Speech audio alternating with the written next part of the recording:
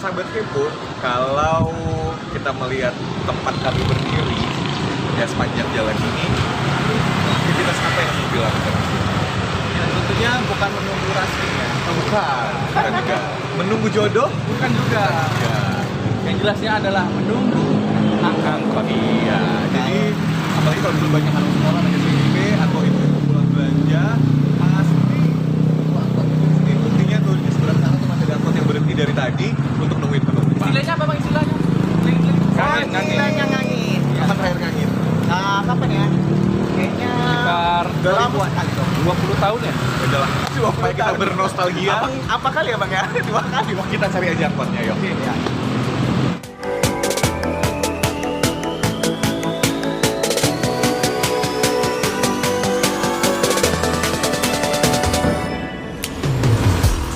Bang masih nunggu bang? Hah? Lama lagi bang? Kemana bang? Mau keliling aja bang, mau ngangin aja. Bisa bang? Ya ayo bang. Ayo bang. Ayo masuk bang. Ini angkot Kampung Lala. Iya. Naiknya gimana? Naiknya pakai kaki bang ya. Bang, tadi balik kemana lagi bang? Jelasin sedikit bang. Oh ya, setelah sekian lama, selama ini kita sering naik kendaraan pribadi gitu kemana-mana ya. Tapi hari ini kita mencoba bereksperimen untuk kembali mengenang masa lalu. Ya, untuk menggunakan angkutan umum. Yes. Kalau dulu namanya roter, sekarang namanya tinggi bersejarah. Iya.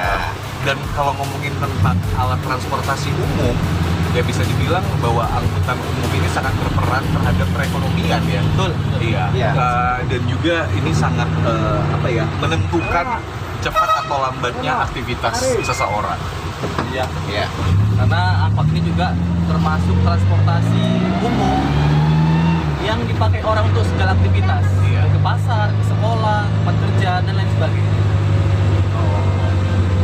Gitu ya bang ya.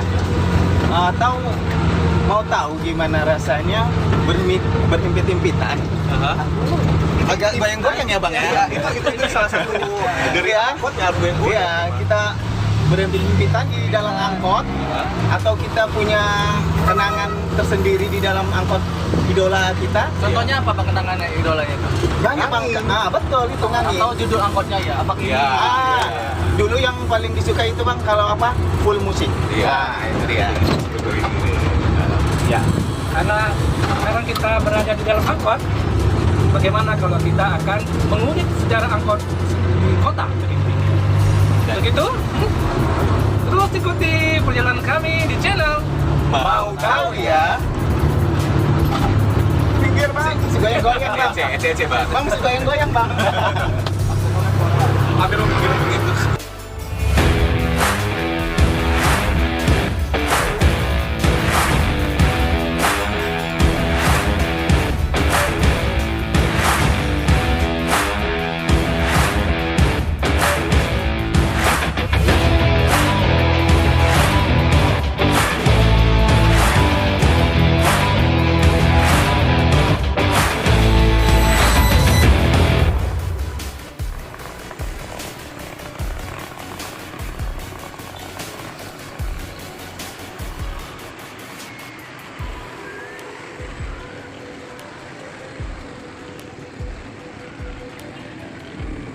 Ya sahabat Kepo, saat ini kita sedang berada di Simpang Metro ya. Orang dulu tuh mengenalnya Simpang Metro atau Jalan Tamrin yang merupakan juga pusat angkutan umum atau transportasi umum yang ada di Kota Tebing Tinggi.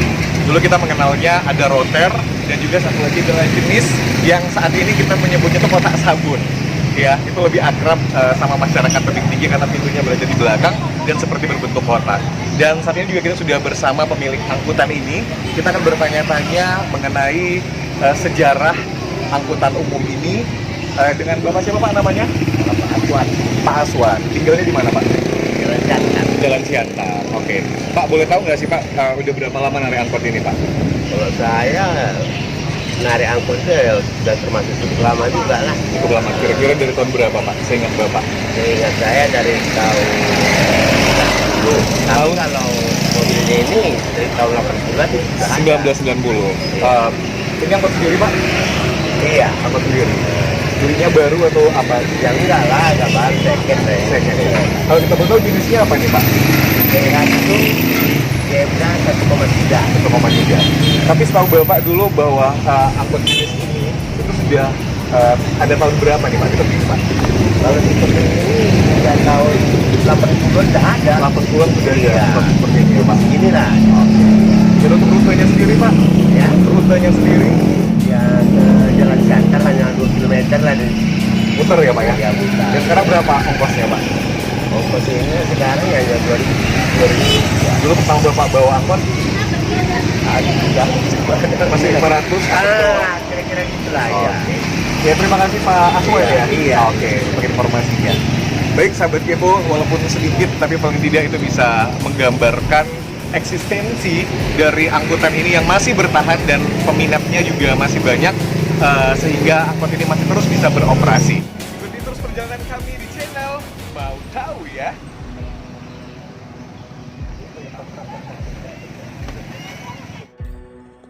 Sahabat sekalian, salah satu perubahan perilaku paling fenomenal dalam kehidupan masyarakat modern itu dimulai ketika terjadinya revolusi industri yang berdampak pada peradaban mesin. Dalam kaitan dengan itu, peradaban mesin paling fenomenal di darat adalah ditemukannya industri mobil di Eropa yang kemudian secara perlahan memasuki negara-negara jajahan. Patut kita catat bahwa di kota Tebing Tinggi sendiri transportasi mobil sebagai kendaraan darat itu baru ada sekitar tahun 1930. Dan itu hanya dimiliki oleh orang-orang Belanda. Nah, bagaimana dengan masifikasi atau proses pemasifan mobil ini dalam kehidupan masyarakat, khususnya di kota Tebing Tinggi, itu ternyata baru belakangan terjadi. Nah, catatan kita bahwa adanya bus angkutan itu sebenarnya dimulai dari keberadaan bus angkutan jarak jauh yang diperkirakan dimulai pada awal kemerdekaan. Maka di Sumatera Utara misalnya, untuk bus-bus jarak jauh antar kota, antar provinsi, kita mengenal bus-bus jarak jauh dengan merek Sibual Buali misalnya, atau ALS dan jenis-jenis bus angkutan lain. Lalu kemudian seiring dengan waktu, perjalanan penggunaan mobil angkutan itu pun semakin fokus untuk jarak-jarak pendek. Misalnya dari kota satu ke kota yang lain, yang kemudian seiring dengan waktu juga berkembang. Misalnya bus-bus yang menghubungkan antara Tebing Tinggi ke kota-kota kecil di sekitarnya, Tebing Tinggi Rampah, Tebing Tinggi Bandar Kalipah, Tebing Tinggi Indrapura, Tebing Tinggi Gunung Pamela dan Dolok Masihul misalnya. Lalu kemudian prosesnya juga berlanjut dengan apa yang kita sebut sebagai angkot atau bus angkutan kota dengan badan atau tubuh yang kecil. Tapi catatan kita bahwa keberadaan angkutan kota itu sebenarnya baru dimulai di kota Tebing Tinggi pada tahun 1970-an. Ini sebenarnya berkonsekuensi pada terjadinya perubahan perilaku masyarakat. Di masa lalu sebelum tahun 1970-an, orang untuk pergi kemana-mana itu hanya menggunakan sepeda, atau dalam istilah di masa lalu disebut dengan lereng. Di sepeda itu dikenal dengan sebutan lereng. Lalu kemudian ketika produksi mobil angkot itu muncul pada tahun 70-an, perilaku pun berubah, di mana kemudahan untuk melakukan perpindahan dari satu tempat ke tempat lain di dalam kota itu berlangsung dengan cepat. Salah satu di antara perubahan yang paling mendasar itu adalah anak-anak sekolah, jika dulu harus pergi dari rumah ke sekolahnya dengan jalan kaki atau dengan sepeda atau diantar oleh orang tuanya, tapi kemudian dengan adanya angkot, maka mobilitas mereka semakin cepat dari rumah ke sekolah. Maka akan ada banyak sekali misalnya kisah atau cerita generasi tahun 1970-an, 80-an, dan 90-an terkait dengan keberadaan angkot. Nah, kemudian yang bisa kita lihat bahwa di Kota Tebing Tinggi, angkot itu juga memiliki peran penting. Dan ada beberapa generasi dari angkot itu yang kemudian mendharmabaktikannya bagi kepentingan masyarakat kota. Misalnya saya masih ingat, misalnya angkot Kotak Sabun itu adalah pernah punya merek namanya Kertah Ernala. Kertah Ernala namanya. Dan ada lagi seingat saya itu misalnya bersejarah itu di masa wali kota Wahani Darus, dan sebelumnya ada lagi di masa wali kota Amiruddin Lubis, dan masa wali kota sesudahnya. Kemana trayek-trayeknya? Ada trayek dari antar kota, dan kemudian trayek ini membuat angkot itu stay di stasiun yang ada. Nah, di masa itu antara tahun 70-an, 80-an, dan 90-an itu sebenarnya ada banyak stasiun besar dan kecil di kawasan Kota Tebing Tinggi. Nah, misalnya untuk jurusan Tebing Tinggi ke Pabatu, maka stasiunnya itu sekarang adalah lahan di Jalan Tamrin atau sekarang disebut dengan Kantor Camat Tebing Tinggi Kota. Dulu itu merupakan stasiun untuk ke Pabatu, kemudian juga stasiun untuk ke Serbelawan, stasiun untuk ke Gunung Pamela, dan ke Sipis-Pis. Di situ tempatnya. Kemudian ada juga lagi stasiun yang lain misalnya yang disiapkan untuk bus antar kota, antar provinsi. Sepengetahuan saya, bus itu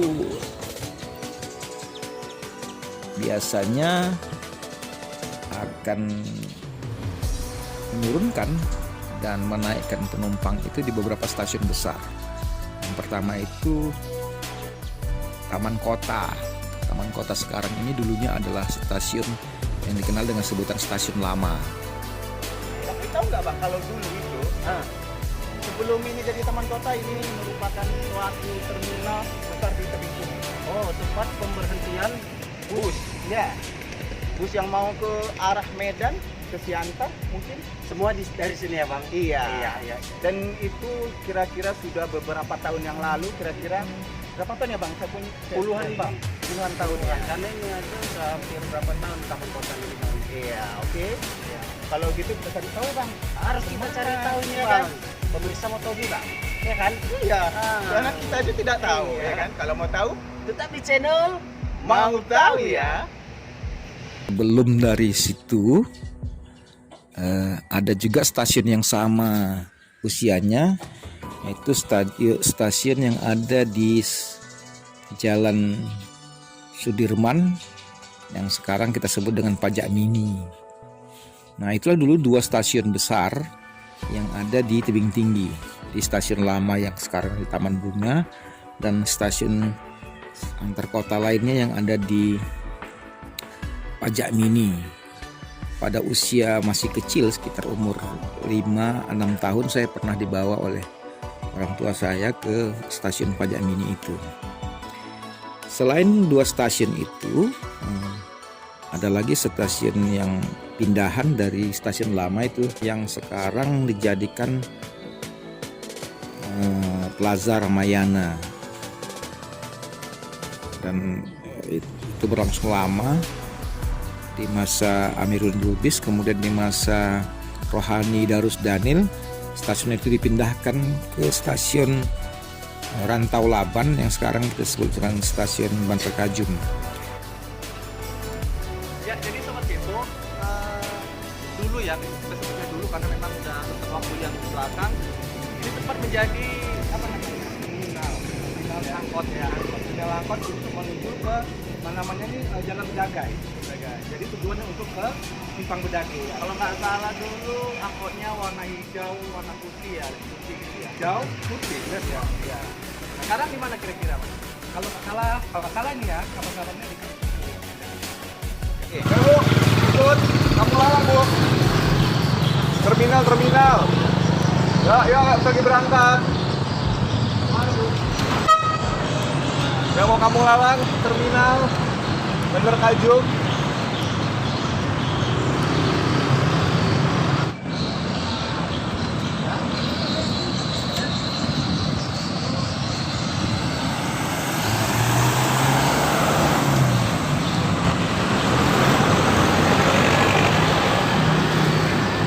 Dan keseharian kalau memang beraktivitas pasti naik angkutan umum gini, angkot.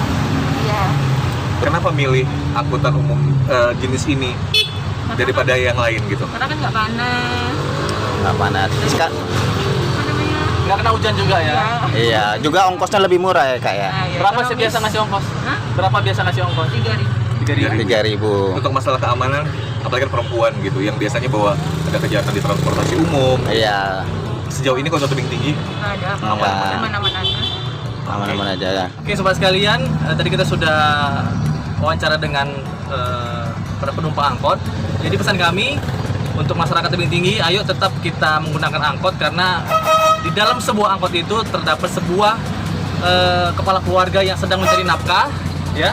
Artinya kita doakan semoga para abang-abang supir hidup lebih sejahtera. Amin. Bang, udah berapa lama bang? Ya. Ini trayeknya kemana aja bang? Tebing sampai Rambutan ya. Ini kalau dulu kan namanya roter bang. Iya, Bang. Sekarang apa namanya bang? Sebagian orang tahu yang roter, sebagian orang tahu angkot, Bang. Angkot ya. Oh, jadi sistemnya kayak mana di sini bang? Abang sewa punya sendiri nih. Ini dia toke, Bang. Toke ya. Tokenya boleh tahu nggak bang di mana posisinya bang? Lagi di rumah lah, Bang. Ya maksudnya di Tebing kah atau di Kampung Lalang. Kampung Lalang ya. Jadi operasi jam-jam padatnya jam berapa aja bang? Ada pagi sama sore kan, Bang. Pagi sama sore. Sekarang lagi banyak lagi, Bang. Oke sahabat kita.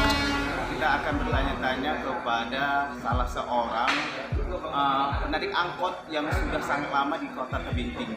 Iya, kali ini kita sudah bersama dengan Bapak Ilo. Oke Pak, kalau boleh tahu sudah sejak kapan Bapak menarik angkot atau menjadi supir angkot dan sampai kapan berhenti atau pensiun? Tahun 86 sampai 90. Kalau zaman dulu itu angkot banyak nggak Pak? Banyak ya, karena mungkin angkot itu dulu salah satu transport yang diminati oleh masyarakat di taman sekolah ya. Kira-kira kalau ongkos itu berapa Pak? 100 rupiah.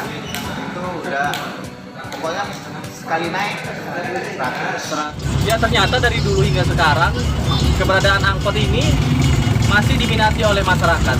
Ya, dan terlihat dari banyaknya masyarakat Kota Tebing Tinggi yang menjadikan angkot ini menjadi angkutan umum favoritnya.